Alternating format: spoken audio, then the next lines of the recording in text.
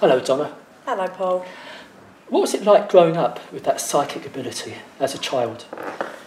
It was strange. Like I said to you earlier, I was 4 when I first saw Spirit. That obviously now he's my guide, he works with me. And to be honest, Paul, I don't know any different. It's something that I've grown up with since I was 4, and it's until this day it's with me. And hopefully it'll stay with me to the day I pass over. So what did happen at 4? What did manifest with you? Well, I was laying in bed and I see this man standing in my doorway. And obviously as a child it sort of scared me. And I remember getting up and running to my mum and dad's bedroom and saying, Mum, there's a man standing in my bedroom, and they just put it down to like a childhood thing and go back to bed like they did. And it went on for weeks and weeks. And then my nan, which she was a psychic spiritualist lady and a healer, my mum called her in and she sat with me one evening, and obviously it got later and later, she turned around and she see him as well. And she turned around and says, my mum, now she see him. And it just went from there really, and it just... So you inherited it, or the gift, from your nan? I believe so. So what did your parents make out of all this? My dad, funny enough, my dad's, obviously his mum, she was the lady, the healer, and my dad never believed in it, and so he sort of poo-pooed it really. My mum never knocked it, but she didn't understand why I was seeing it so early. And so it just, I don't know, it's just one of them things that happened. Can you describe this man you saw? Yeah, he was a tall guy. He must have been about 6 foot. I can still see his face now. And he had a dark brown suit on, a bowler hat, and I never see his face. Until this day, I've never seen his face. So it's unusual because we think of guides as being North American Indians or Buddhist monks, but you had a guide, or you still have a guide, who wears a bowler hat. Yeah. What, with a matching suit? Yeah, with a matching suit, a dark brown suit. There was no cloak, it was just a suit. And what do you think he's here, what do you think he came for? Well, I just, obviously being that young and having the gift, I think he was there. My nan's words to me, he's there to protect you. And he's going to help you. And it was her words that always stuck into my head. He will never leave you, and he will stay with you to the day that you pass over, which he has done so far. Now, I know, and I've heard on many occasions, that the gift of psychic ability in children disappears maybe at the age of 10 or 11 when they go on to high school. Did that happen with you, or did it stay with you?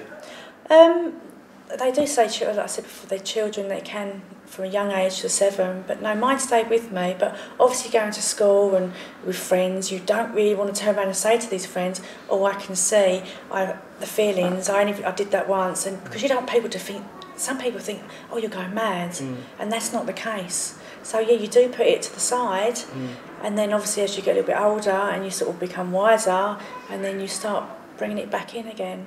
So when did you learn that you were different to other children? From a very young age, always, like, my mum and my dad and my mum and dad's friends said I was a lovely child, but there was always something different about me. I knew I was different. I could be quite happy on my own at home. Even now, I like my own company, because I don't feel, I know it sounds crazy, but I don't feel on my own. No. I always feel there's someone with me, and it's just something that I've learnt to live with and moved on from there. So did you develop your gift for that psychic ability or the mediumship ability by going to a spiritualist church? I didn't first go to a spiritualist church until I met my husband, and our little boy he's now 16, he was 18 months, and then we went to a church. As like I said, I wanted to go to get readings from people just to confirm to me that I wasn't going mad, and that's what I wanted. I mean, did you begin seeing, then did you develop clairaudience to listen, to hear?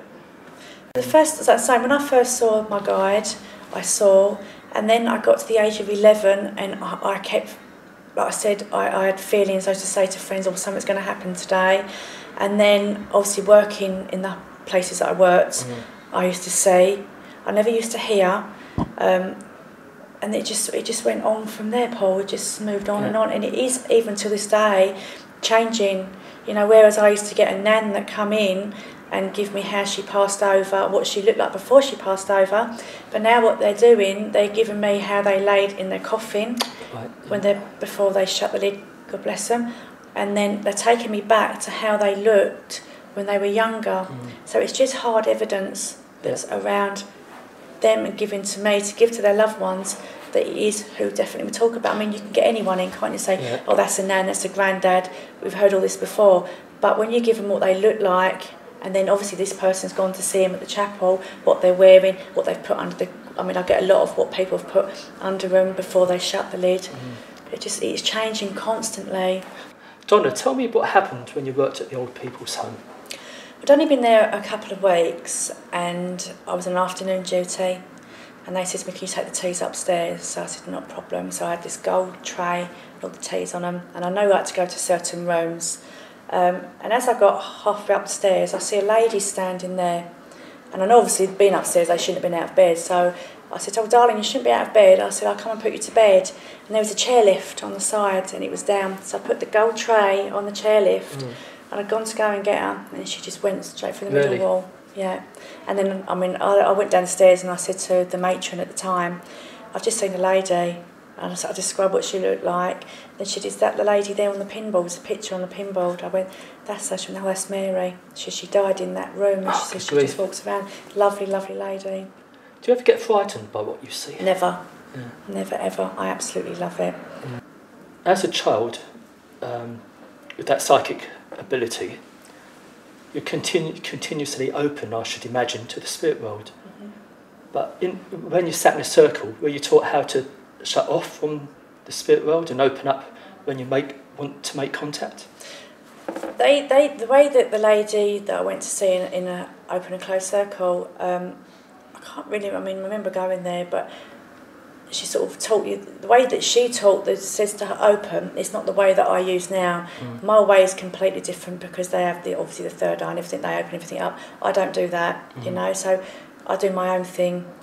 And I open what I do when I start reading someone. I open my iron door, and then when I finish someone, I shut my iron door, and then that's me done. What would happen, Donna, if you didn't open yourself up or shut down? I've only ever done that once, Paul. I did a late reading from a lady in London, and I didn't shut down properly. And obviously I'd come in from where I'm working, and I've gone to bed. And I remember being asleep for about an hour, and I had her dad standing there poking me in the face because he wanted to give her more messages, and it frightened me. It absolutely petrified me. Now, Darren was in the room with me, and I had sort of like a mini panic attack because it never happened to me before. And what I'd actually done is that my guy told me I hadn't closed down properly. Instead of coming in, sitting down, relaxing, I'd gone straight to bed. You know, but that's the only time it's ever happened. Is there one message from someone who's passed over that has stuck in your mind? I did a night in Portugal. I did a show in Portugal 2 or 3 weeks ago, and there was a lady there that really wanted a message from her son. Now this is going back 20 years ago. He was 5 months old when he passed over, and she just wanted a message for him, and he come through. And what he described, what she'd done to him, he was obviously a baby in a coffin. She tucked a little blue with a lace top around his neck. And she said, even though I knew he wasn't obviously going to feel that, but that was a motherly instinct, and he showed me that. And she said to me, I just want his name. All I want is his name. If you can give me his name. I said, well, hang on. We went and did a little bit, and then as I turned around, a little boy just come running in front of me. He looked at me and went, hello, I'm Sam, and run off. I said, oh, it's Sam, darling. It's Sam. And she just, it was lovely. And that, just to see her face, and she, the comfort that I got from that, knowing that my baby is still with me, even though it's 20 years ago, she is better than winning the lottery. And that gave me, a fantastic feeling. Absolutely fantastic. When did you decide that you could work with your gift?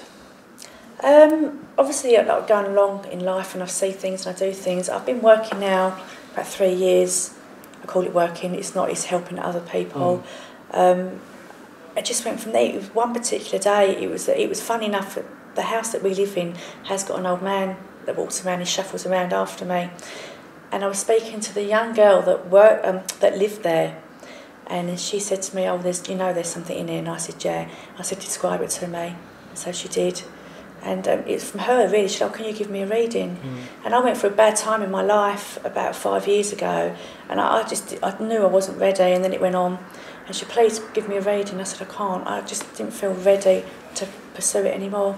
And then I just did one day. I just did, and I didn't do it. I just done it in my lounge, and it just went from there, and it's gone on and on and on. And so once they start getting you working, there's no stopping them. Well, there's no stopping you now because you do one-to-one readings. You work in like big halls. Yeah. You do psychic parties. I do. What's next for Donna Murrell? I'd love to do a theatre. I'd love to do a charity night for theatre in the theatre, but it's just doing it, isn't it? There is chats at the moment about doing this, but obviously it's still under wraps at the moment, so that's what I'd like to do. For those watching us now who want to find out a bit more about you, Donna, okay, what's your website address? It's www.psychicmediumdonna.co.uk. And they can find out a bit more history about you. And you can, it's all on there, all about me, all the venues where I work at, the charity nights that we do, everything that you need to know is on there. Right.